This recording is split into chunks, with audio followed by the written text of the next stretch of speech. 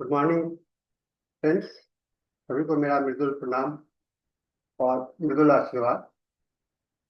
आज पुनः मैं एक ऐसे रूब्रिक्स को लेकर के ऐसे विषय पर बात करना चाह रहा हूँ जिसका डायरेक्ट रिपोर्टरी में कोई शब्द नहीं मिलता है। कोई रूब्रिक्स इस तरह का नहीं है, लेकिन कुछ हम लोगों का जो मानसिकता है समाज में, भेदभाव का, लोगों को घृणापूर्ण देखने का, खास करके जो विकलांग लोग हैं, उसके प्रति असहानुभूति आ, है।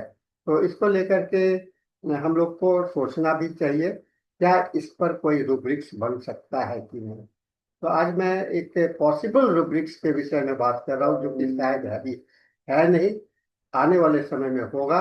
लेकिन हाँ, इस तरह के भाव वाले रोगी तो हमको मिलते ही हैं, और अगर मिलते हैं तो हम इसे अभी जो तत्काल उपलब्ध रूब्रिक्स है उसमें हम लोग कैसे इसको समावेश करके, कैसे मिला देख करके हम लोग इसको कर सकते हैं। तो आइए आज इस रूब्रिक्स पर चर्चा करते हैं। और मैंने इस रूब्रिक का नाम दिया है एल्बिज्म। एल्बिज्म एल्बिज्म एक ऐसा शब्द है जिसका अर्थ होता है विकलांग या शारीरिक मानसिक रूप से कमजोर व्यक्तियों के प्रति भेदभाव, पूर्वाग्रह या नकारात्मक दृष्टिकोण। और मनोवैज्ञानिक और वैधानिक दृष्टिकोण से यह एक ऐसा मानसिक अवस्था है जहाँ व्यक्ति अपनी क्षमता को सर्वोपरि मानता है, अपने आप को महत्वपूर्ण मानता है, और जिसके जिसके पास में क्षमता की कमी है उसे तुच्छ समझता है। और ये तो जैसा कि मैं बता चुका कि इसके कोई डायरेक्ट रूब्रिक्स तो आपको नहीं है, परंतु इसके जो भाव हैं वो कुछ रूब्रिक्स में मिल सकते हैं, जैसे गर्व या प्राइड, हॉटीनेस घमंड, अहंकार एरोगेंस, या दूसरों के प्रति तिरस्कार कंटेम्प्टुअस अदर टू, या तीसरा भी हो सकता है कठोर हृदय या हार्ड हार्टेडनेस, दूसरों के दुख के प्रति उदासीनता, है ना, indifferences to the suffering of others. और एक होता है डोमिनेटिंग डोमिनेटिंग टाइप का। क्रॉस रेफरेंस इसको हम लोग कर सकते हैं, क्रॉस रेफरेंस के सहारे हम लोग इस पर आ सकते हैं। सेंट रिपर्टरी में माइंड हॉटीनेस, सिंथेटिक रिपर्टरी में कॉन्टेम्प्टुअस अदर फॉर, एंड माइंड डिसेंडफुल, है ना। इसका मनोवैज्ञानिक पहलू क्या है? यह अहम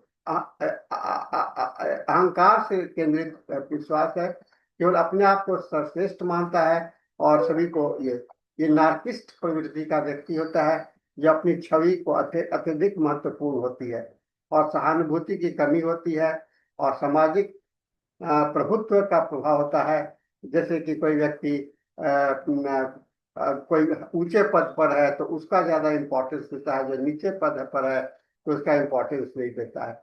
कभी कभी यह अवस्था बचपन में एक ऐसे वातावरण से उत्पन्न होता है जहाँ शक्ति और पूर्णता के अत्यधिक महत्व दिया जाता है।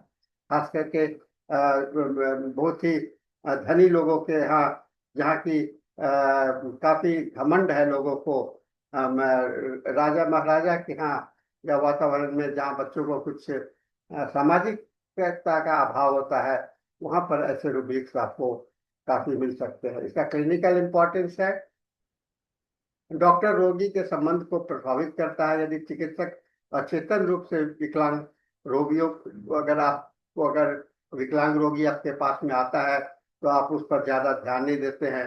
इससे इसके विकलांग व्यक्तियों में डिप्रेशन और हीनता का भाव विकसित होता है। रोगियों में यह मानसिक स्थिति क्रॉनिक मेंटल स्टेट्स के रूप में दिखलाई दे सकता है, जिसका गहरा असर उपचार के लिए आवश्यकता है। यह पर्सनैलिटी डिसऑर्डर जैसे नार्किस्ट और ऑब्सेसिव प्रवृत्ति से जुड़ा हुआ हो सकता है। रोगी कहते हैं मुझे कमजोर लगता है, कमजोर लोगों के साथ अच्छा नहीं रहना, अच्छा नहीं लगता। देखिए, पेशेंट कहेगा कि मुझे कमजोर, मुझे चाहिए कुछ मजबूत। विकलांग लोग काम की गति को धीमा कर देते हैं, विकलांग लोग को नहीं रखना चाहिए, और उनसे नफरत करते हैं। सिर्फ ताकत लोगों के ही अवसर के हकदार है। और इसका नॉन वर्बल एक्सप्रेशन क्या होगा? बातचीत और चाल ढाल में श्रेष्ठता का प्रदर्शन, विकलांग या निर्भर व्यक्ति से कोई दोस्ती, उससे भेदभाव से उसे मेल जोल नहीं रखेगा, उससे बचना चाहेगा। और बीमारी या निर्भरता की बात आने पर झुंझलाहट होती है। इसका व्यवहारिक लक्षण होता है प्रतिस्पर्धा, तिरस्कारपूर्ण और व्यंग्यात्मक व्यवहार, दूसरों की कमजोरी पर चिढ़ाना।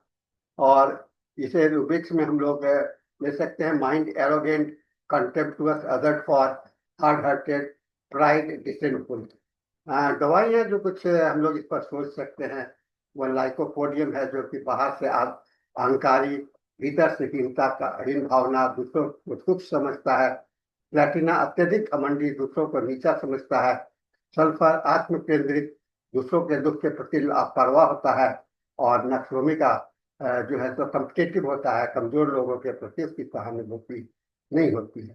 तो एल्बिज मानसिक स्थिति का द्योतक है, जहाँ व्यक्ति अपनी शक्ति और क्षमता के आधार पर दूसरे को हीन समझता है और सहानुभूति का अभाव होता है।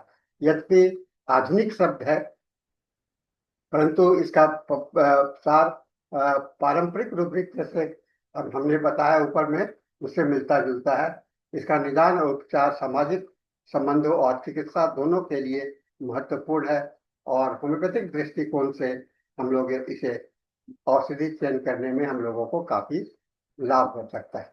तो साथियों, मैंने जो इस रूब्रिक्स को की कल्पना की, बातें की, तो आप लोग भी, आप लोगों का क्या विचार है इस रूब्रिक्स को इंक्लूड करने के लिए? तो इस पर भी थोड़ा सा आप लोग सोचिए।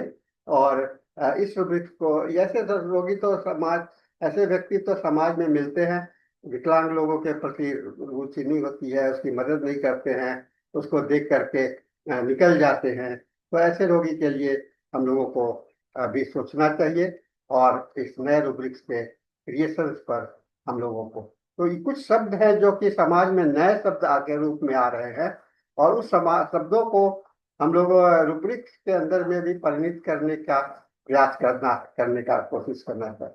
तो आज मैंने इस बात को इसलिए साझा किया कि आप लोग भी इस तरह के नए नए शब्द को चयन करके रूब्रिक्स में लाने का कोशिश कर सकते हैं। तो आज के लिए इतना ही। हम लोग फिर मिलेंगे किसी नए रूब्रिक्स के साथ में, नए सोच के साथ में, नए विचार के साथ में, जो कि यह जीवन को ऊर्जा देता है, नयापन करना। आप अपने आप को काफी हेल्दी महसूस कीजिएगा पढ़ते रहने से। तो इस के लिए मैं सभी को कहूंगा, निरंतर पढ़ते रहिए और स्वस्थ रहिए, मानसिक रूप से भी और शारीरिक रूप से। तो इसके साथ आज का यह सेशन समाप्त होता है। हम लोग फिर मिलेंगे किसी नए रूब्रिक के साथ में, नए परिवेश के साथ में। तब तक के लिए सभी को मृदुल प्रणाम, मृदुल आशीर्वाद। Thank you and thank you very much.